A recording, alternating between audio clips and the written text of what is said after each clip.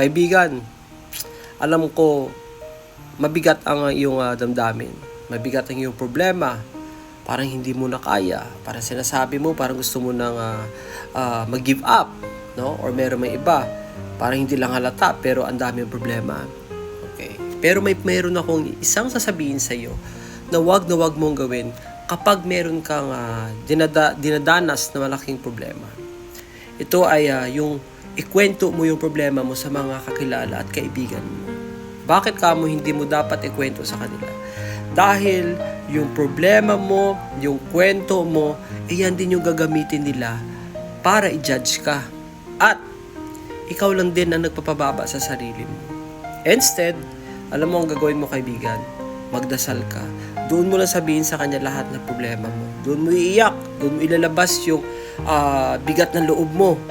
Walang magja-judge sa'yo. Instead, tutulungan ka pa. Okay? Magiging okay ka rin. Tandaan mo yan.